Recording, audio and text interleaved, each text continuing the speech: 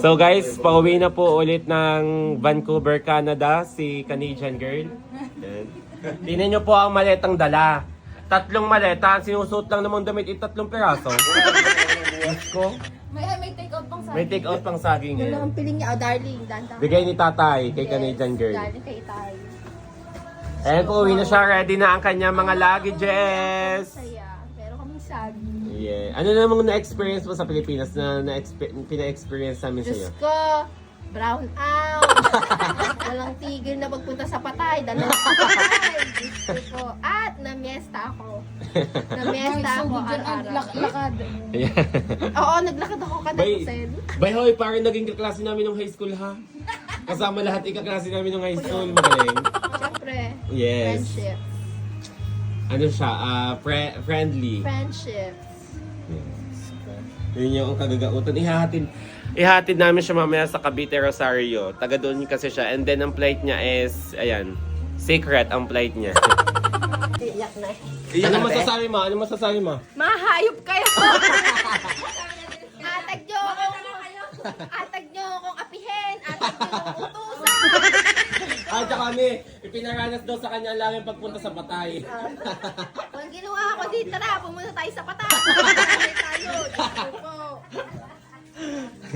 Ayun, nagkakapilang kami, tapos paalis na si Darling, papunta sa Cavite, Rosario. Nandiyan ang driver. Nandiyan Oo, ako. nagkakapila ang are. Si magandang babae. Na pag nakapatak ang butik niya sa pilik mata eh. Ha?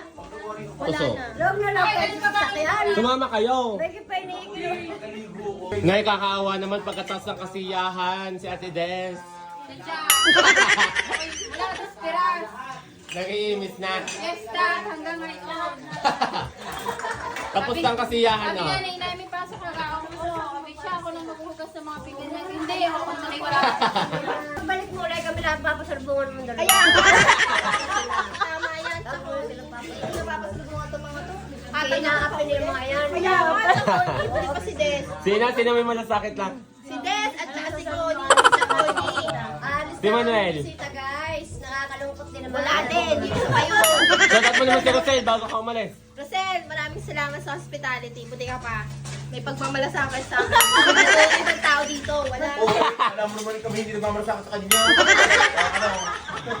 Sinamahan ka nga namin sa hirap at ginawa. Ako papasama ka pag-ligo. Ano? Mag-out mo mga kabili ng Guys, wag magpapasama magpaligo. Nalingali ng paliguan siya sa loob ng banyo. So guys, pauwi na si Darling ulit. Yun. Hoy, pumunta ng ang gulong na Ray 4. Ngayon dadalo na. Bakit naman ang gulong ng maleta mo yun? Dadalawa na guys ang gulong ng maleta niya.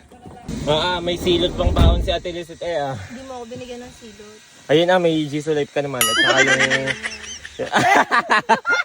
Demanding siya guys. May sukli ka namang umiinit from Yule. Oh. Ito ba hindi may bibigay sa akin? Baka naman ikaw ay mag-yelo na. Kasi, alala ng sulok ng bahay namin na.